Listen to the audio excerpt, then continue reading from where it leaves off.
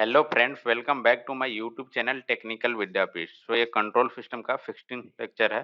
चलिए स्टार्ट करते हैं। क्वेश्चन नंबर 196 बोल रहा है, in the derivation of expression for peak percentage over food दिया हुआ है, which one of the flowing condition is not required. पूछ रहा है इसमें से कौन सा कंडीशन हमको रिक्वायरमेंट नहीं होगी अगर हम एमपी कैलकुलेट करते हैं। तो देखिए एमपी, देखिए यही एमपी का फॉर्मूला दिया हुआ है। अब पूछ रहा है कौन सा रिक्वायरमेंट नहीं होगी, तो हम लोग एमपी कहाँ से निकालते हैं? एक सेकेंड ऑर्डर ट्रांसफर फंक्शन रहता है, उसी से हम लोग एमपी निकालते हैं। तो वहां पर मेरे को जीटा अगर पता रहेगा तो निकालते हैं। तो ट्रांसफर फंक्शन निकालने के लिए मेरे को क्या चाहिए? एलटीआई सिस्टम हो। एलटीआई मतलब लीनियर टाइम इनवेरिएंट सिस्टम हो, यानी अगर वो system linear and time invariant हो तो ही हम लोग निकाल पाएंगे। यानी वन नंबर तो राइट है। तो यहाँ पूछ रहे हैं नॉट रिक्वायर्ड, कौन सा रिक्वायर्ड में नहीं होगा? तो यानी वन तो रिक्वायर्ड होगा, ए नंबर। बी बोल रहा है the system transfer function has pair of complex conjugate pole and no zero. देखिए बी को हम लोग देखते हैं। देखिए कि हम लोग कब पीक ओवर फूड मिलती है? जीटा जो है 1 और 0 के बीच में रहे तो मिलती है। अगर जीटा 0 हो तो 0 हो वहां पर क्या मिलती है? एमपी मैक्सिमम मिलती है। और जीटा जीटा 1 हो वहां पे एमपी 0 मिलती है। यहाँ 100% मिलती है। यानी जीटा जब 0 है तो मैक्सिमम मिल रही है, जीटा 1 है तो मिनिमम मिल रही है। और जीटा जब 0 से 1 के बीच में रहता है तो इसको क्या बोलते हैं? Under dam system. तो अंडर डैम सिस्टम का पोल लोकेशन कैसा होता है? पोल जीरो लोकेशन जो भी आप निकालते हैं, एक यहाँ होती है, एक यहाँ होती है। यानी ये कैसा है? स्पेस में है, यानी कॉम्प्लेक्स पोल होंगे, कॉम्प्लेक्स कंजुगेट। मान लीजिए इसका अगर लिखते हैं ए प्लस जे बी, और अगर इसका लिखते हैं ए माइनस जे बी, इस तरह के आपको पोल मिलेंगे। यानी ऑप्शन बी भी आपको रिक्वायरमेंट होगी। बोल रहे द सिस्टम है जीरो इनिशियल कंडीशन। हम लोग जब भी एलटीआई सिस्टम का ट्रांसफर फंक्शन निकालते हैं उस टाइम क्या अज्यूम करते हैं कि इनिशियल कंडीशन सारे क्या हो? जीरो हो। जब डी नंबर भी रिक्वायरमेंट होगी, यानी यहाँ बच गया क्या? फी, यानी फी नहीं रिक्वायरमेंट होगी, यानी एन फॉर फी होगा। देखिए नेक्स्ट क्वेश्चन है 197। देखिए 197 में दिया है, in the control system shown below the controller which can give zero steady state error to a ramp input is off। देखिए ये एरर का एक टेबल है। देखिए रैंप में बोल रहा है, ये रैंप इनपुट है, आपको दिख रहा होगा। इसमें बोल रहा है कि रैंप इनपुट हम अप्लाई कर रहे हैं तो क्या दे? जीरो स्टेडी स्टेट एरर दे, जीरो। मतलब क्या हो? टाइप कैसा होना चाहिए? टू होना चाहिए। अब ये आपको सिस्टम दिख रहा है, यहाँ क्या लिखा हुआ है? 9/f into F plus two. ये कैसा टाइप है? टाइप 1 है, क्योंकि ओरिजिन पर हम लोग पोल देखते हैं। ओरिजिन पर कितना पोल है? एक पोल है, यानी टाइप क्या बोलते हैं? टाइप 1। अगर जीरो एरर बनाने के लिए हमको क्या करना होगा? टाइप 2 बनाना होगा। टाइप 2 मतलब ओरिजिन पे दो पोल करना होगा, यानी 1/f से मल्टीप्लाई कर देंगे तो हो जाएगा। यानी कंट्रोलर कंट्रोलर के जगह पर कितना रखना पड़ेगा? 1/f। और इसको क्या बोलते हैं? 1/f को हम लोग इंटेग्रल कंट्रोलर, यानी यहाँ पे ऑप्शन नंबर क्या हो जाएगा? बी हो जाएगा। देखिए नेक्स्ट क्वेश्चन 198 बोल रहा है, the steady state error of A unity feedback linear system for unit step input is 0.1। The steady state error of the same system for the pulse input RT having a magnitude of 10 and a duration of 1 second as shown in the figure is। देखिए यहाँ दिया हुआ है एक चीज है कि unity feedback है, यानी एच एफ आपका कितना है? 1 है। यूनिट स्टेप इनपुट अगर अप्लाई करते हैं तो एरर कितना है? 0.1। तो आप कैसे हम लोग निकालते हैं? जब यूनिट स्टेप अगर अप्लाई करते हैं तो एरर का क्या फॉर्मूला होती है? Steady state error equal to 1/1 plus KP, यही लिखते हैं हम लोग। और केपी को क्या बोलते हैं? पोजीशन एरर कांस्टेंट या कोफिशिएंट। तो इसका वैल्यू दिया हुआ है कितना? 0.1 दिया हुआ है। यहाँ पे अगर केपी आप निकालते हैं 1 प्लस केपी इक्वल टू 10 हो जाएगा, यानी केपी इक्वल टू कितना आ जाएगा? 9 आ जाएगा। और केपी को कैसे निकालते हैं हम लोग? केपी इक्वल टू क्या लिखते हैं? Limit S tends to 0 GF HF यही लिखते हैं। इफी का वैल्यू 9 आया हुआ है। यहाँ पे HF का वैल्यू कितना है? यूनिटी फीडबैक है तो 1 है। यानी यहाँ पे आप एक देख सकते हैं कि GF ही आपका एक तरफ है 9 है, GF का वैल्यू। और इसको एक दूसरे तरीके से कि GF का यहाँ डायरेक्ट हम कांस्टेंट वैल्यू ले रहे हैं 9। अगर आपको ऐसे भी ले सकते हैं कि ये जब कब एरर देता है, यूनिट स्टेप कब एरर देता है? जब आपका टाइप 0 सिस्टम हो। टाइप 0 सिस्टम में ओरिजिन पे कोई पोल नहीं हो, यानी कोई इधर पोल हो, कोई पॉइंट पे, मगर ओरिजिन पे इस पे कोई पोल नहीं हो, f के पावर 0 हो, यानी ये वाले भी। और एक k होती है, यानी k का वैल्यू ये वाला 9 जो है कांस्टेंट का वैल्यू है, kp का वैल्यू है ना, तो यही kp यहाँ 9 भर के इसको लिख सकते हैं 9 अपॉन f प्लस 1। आप इस तरह भी निकाल सकते हैं, मगर दोनों से आंसर सेम आएगा। तो हम gf का ही वैल्यू 9 लेते हैं। कभी भी आपको गलत नहीं होगा कि gf का वैल्यू, जो भी कांस्टेंट का वैल्यू है उसी को आप gf लेकर बनाइए, तो ये गलत नहीं होगा। और नहीं तो फिर ऐसे 0 टाइप सिस्टम लिखकर आप बना सकते हैं। मान लीजिए GF का वैल्यू 9 चल गया। अब बोल रहा है इसी में कि पल्स इनपुट अप्लाई करते हैं RT। RT को आप कितना लिख सकते हैं? 10 UT माइनस 10 UT माइनस 1, ये लिख सकते हैं इसको। अगर इसी का लैपलास लीजिएगा तो आपको क्या मिल जाएगा? 10 upon f 1 minus e to the power f, ये हो जाएगा, क्योंकि इसका होगा 10 अपॉन f, इसका होगा 10 e to the power minus f upon f, यानी ये आ गया, आपको RF मिल गया।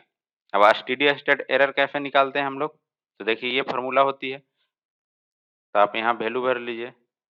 लिमिट या LT दोनों लिख सकते हैं। LTS tends to 0 f into RF का वैल्यू कितना आया है? 10 upon f 1 minus e to the power minus f upon 1 plus GF का वैल्यू 9 और HF का वैल्यू 1।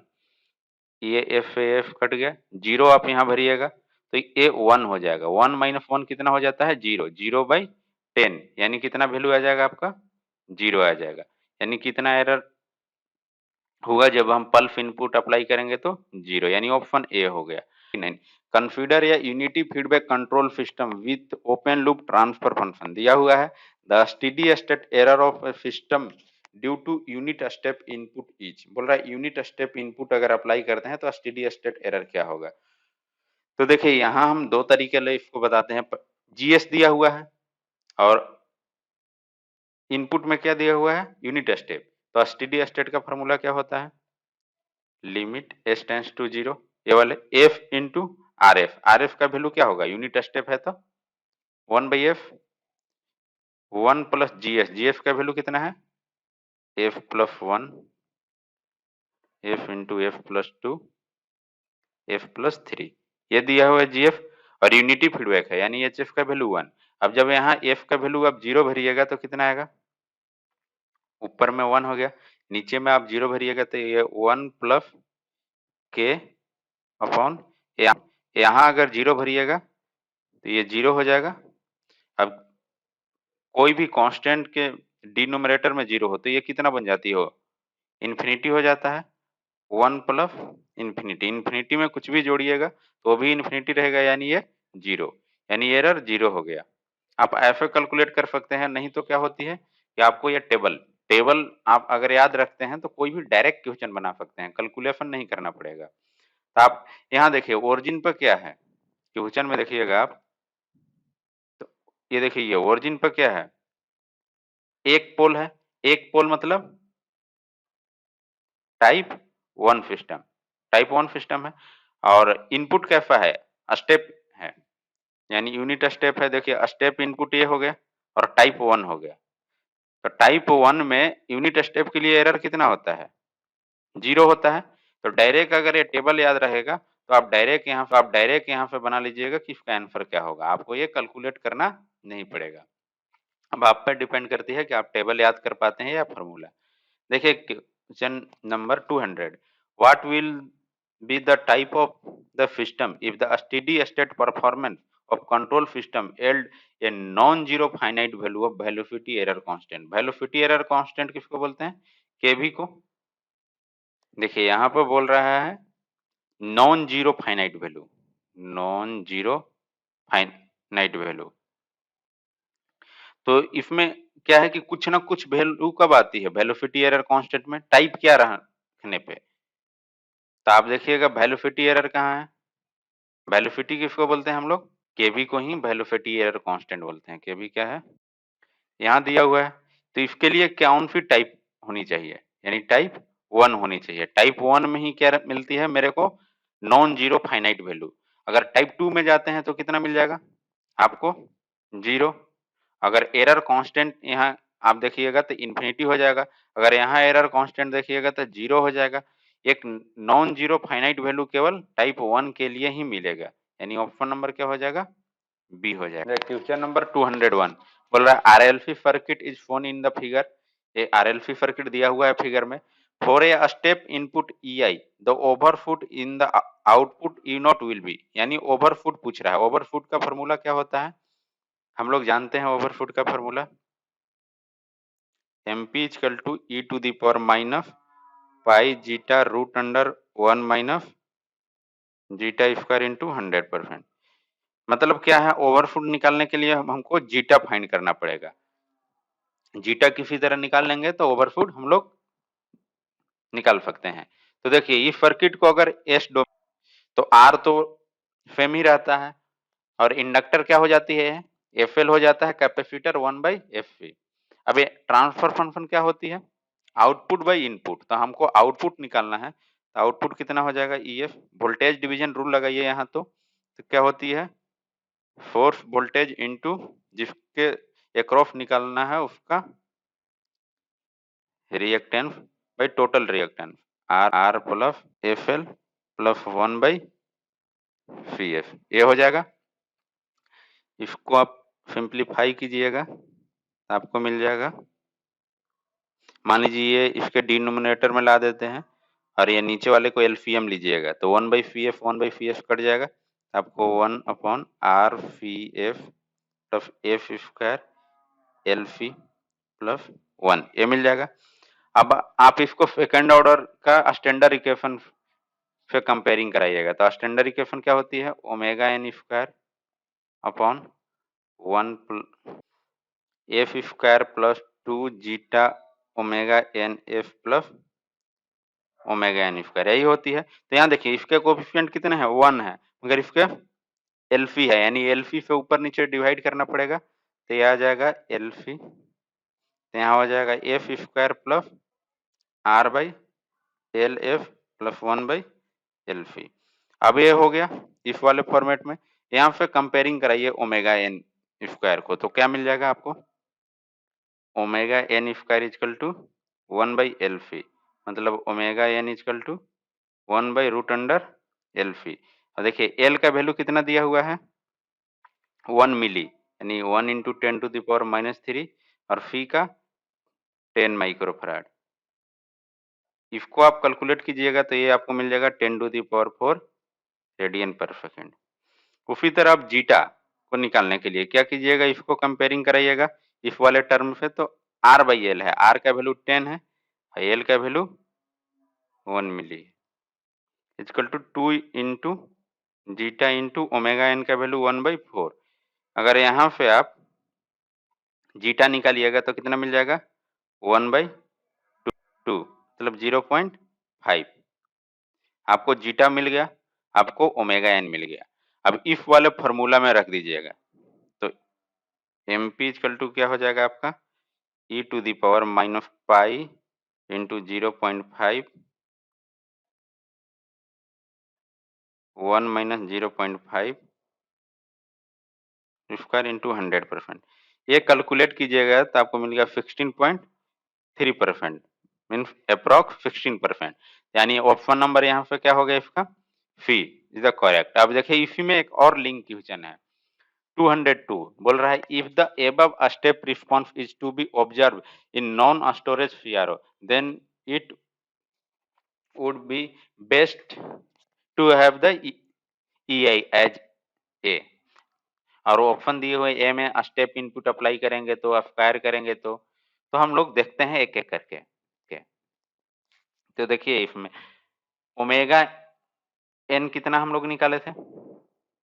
10⁴ रेडियन पर सेकंड। अब यहाँ पे फेटलिंग टाइम अगर निकालिएगा तो क्या होती है settling time? 4 zeta omega N. ये आप जीटा के वैल्यू कितना आया था? 0.5, ओमेगा एन है 10⁴। ये कीजिएगा तो कितना आएगा? 0.8 मिली सेकेंड। अब क्या है कि अगर ट्रांजिएंट रिस्पॉन्स आपको देखना है, ट्रांजिएंट रिस्पॉन्स को ऑब्जर्व करना है, तो आपको कोई भी टाइमिंग होगा ये इस टाइमिंग से ज्यादा होना चाहिए। जो भी फेटलिंग टाइमिंग है, फेटलिंग टाइमिंग से ज्यादा होना चाहिए अगर आपको ट्रांजिएंट रिस्पॉन्स को ऑब्जर्व करना है तो देखिए फर्स्ट में आपको दिया था, क्या कर रहे हैं? स्टेप इनपुट अप्लाई कर रहे हैं।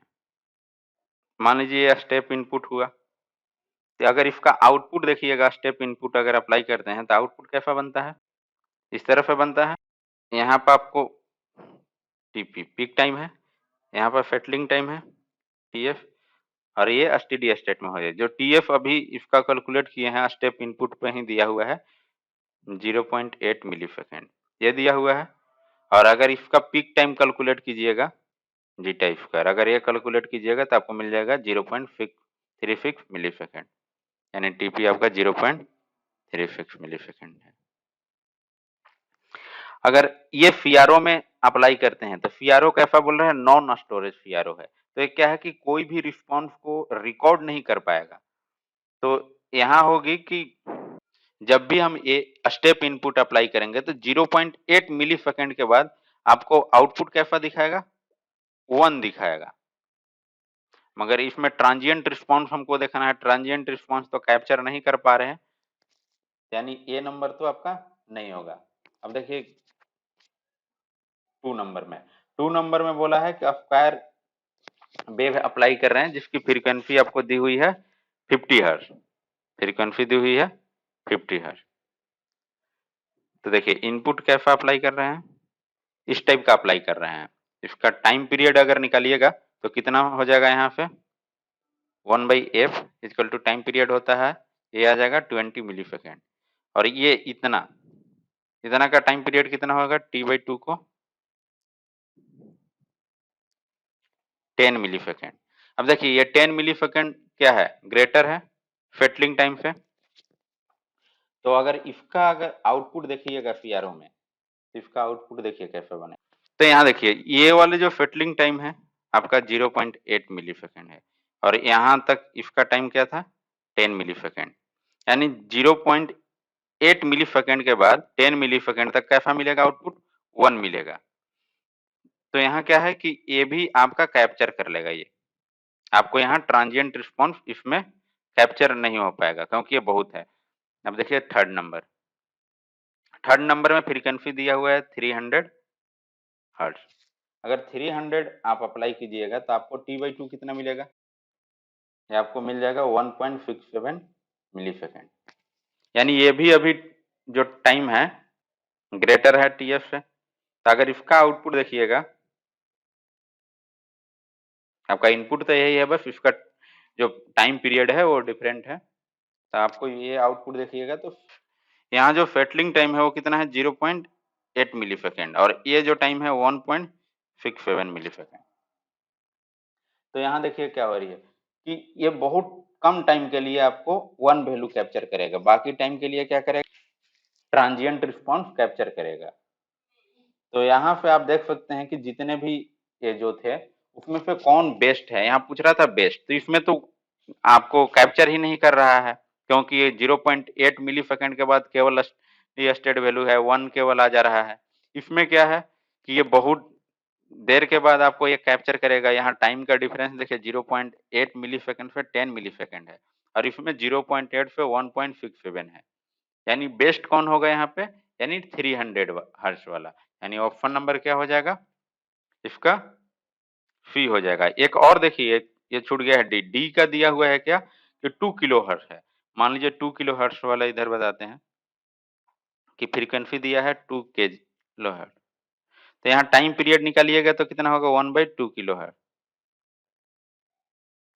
ये आपको मिल जाएगा 0.5 मिली सेकेंड। अब देखिए ये जो टाइमिंग है आपका TF है तो क्या हो गया, कम हो गया। 0.5 मिली सेकेंड जो है ये कम हो गया TF से, तो ये तो कुछ भी कैप्चर नहीं करेगा, कुछ सीआरओ में दिखेगा ही नहीं। इतना छोटा टाइम दे दिया ये, क्योंकि फेटलिंग टाइम से ही कम दे दिया ये, यानी ऑप्शन नंबर डी भी नहीं होता।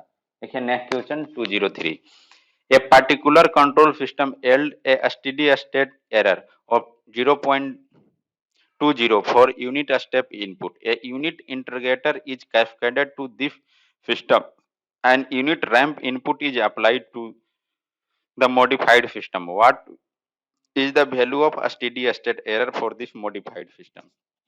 यहाँ बोल रहा है स्टेडी स्टेट एरर क्या होगा। पहले से एक स्टेडी स्टेट एरर दिया हुआ है, कब, जब हम लोग क्या कर रहे हैं, इनपुट में यूनिट स्टेप अप्लाई कर रहे हैं। तो यूनिट स्टेप अप्लाई करते हैं तो एरर क्या होती है, 1/1 प्लस केपी, यही होती है। इसका वैल्यू दिया हुआ है 0.20।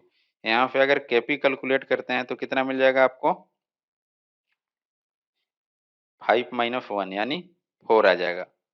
आपको केपी मिल गया 4। हम अभी बताए थे एक और क्वेश्चन में कि जो भी केपी आती है उसी को आप जीएफ मान लीजिए, क्योंकि केपी जो हम कैलकुलेट करते हैं वो लिखते हैं LTS tends to 0 GF HF, unity feedback है। तो ये तो वैल्यू 1 हो गया, तो केपी इक्वल टू ही जीएफ हो जाएगा आपका, जो भी वैल्यू आया है, इसलिए जीएफ मान लीजिए जो भी केपी आता है। नहीं तो और बताया कि फर्स्ट वो जीरो ऑर्डर सिस्टम वाले भी लिखकर आप बना सकते हैं, मगर सिंपल होगा कि केपी को ही जीएफ मान लीजिए। तो अब जीएफ का वैल्यू 4 मिल गया। अब बोल रहा है कि इंटरगेटर कैस्केड कर देते हैं। मान लीजिए इंटरगेटर कैस्केड कर रहे हैं जीएफ के साथ, तो इसकी ट्रांसफर फंक्शन कितनी हो जाएगी, 1/f इंटू जीएफ का 4, यानी 4/f हो जाएगा। अब बोल रहा है कि ये वाला ट्रांसफर फंक्शन में इनपुट जो है वो रैंप अप्लाई कर रहे हैं। पहले क्या था, यूनिट स्टेप था। अगर रैंप अप्लाई कर रहे हैं तो क्या होगा, तो रैंप अप्लाई करते हैं हम तो क्या निकालते हैं, के भी, क्योंकि एरर जो होती है 1/के भी होती है। तो आप के भी निकालते कैसे हैं, LTS tends to 0 F into GFHF। तो GFHF का वैल्यू कितना है, 4/f, और HF का वैल्यू 1। तो यहाँ पे कितना मिल जाएगा, केबी का वैल्यू 4, और यहाँ भरिएगा 1/4, तो ये कितना आ जाएगा 0.25, यानी यहाँ पे ऑप्शन क्या हो जाएगा, ऑप्शन नंबर डी। देखिए 204, how can the steady state error in the system be reduce, कि स्टेडी स्टेट एरर कैसे रिड्यूस कर सकते हैं। तो देखिए स्टेडी स्टेट एरर आपका यही है जो टेबल में दिया हुआ है। देखिए फर्स्ट बोल रहा है by decreasing the type of the system.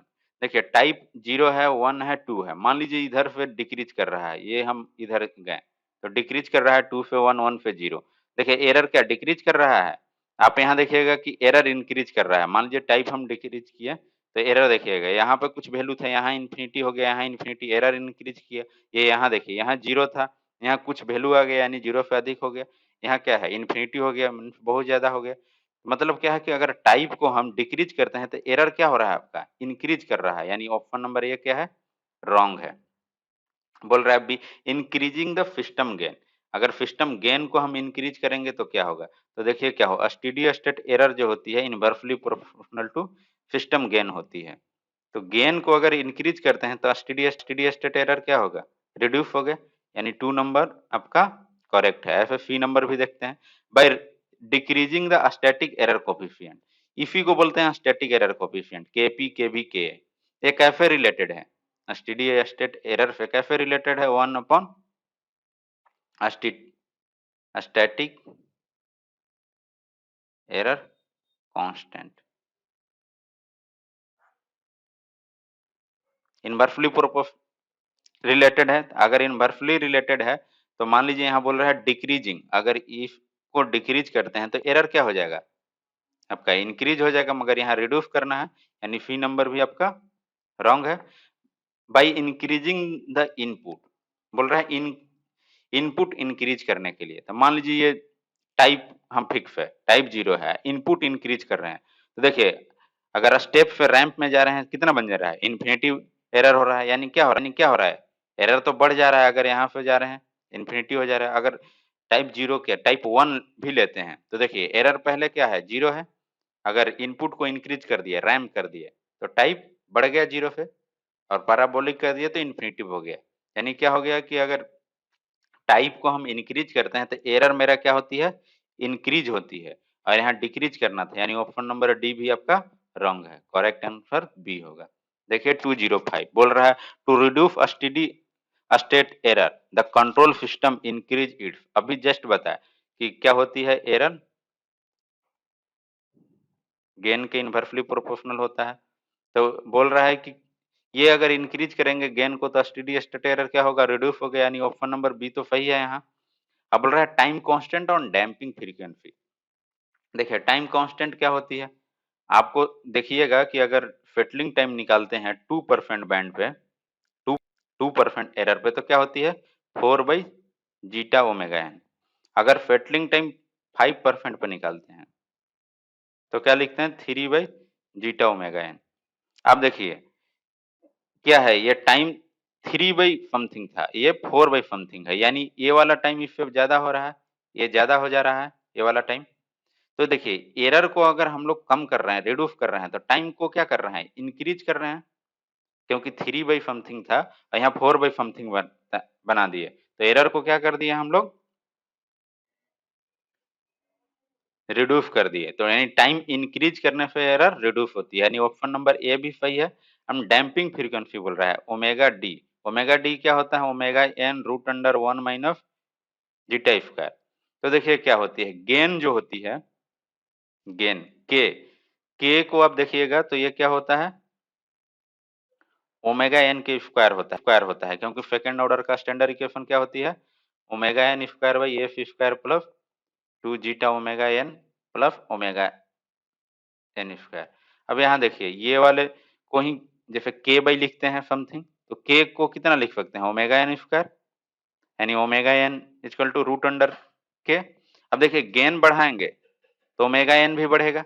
अगर ओमेगा एन बढ़ा रहे हैं यानी डैम्पिंग फ्रीक्वेंसी बढ़ेगा।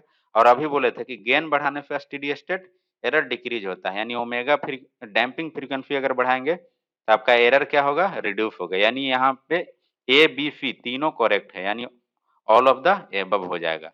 तो आज के लिए इतना ही। मेरा वीडियो देखने के लिए बहुत बहुत धन्यवाद।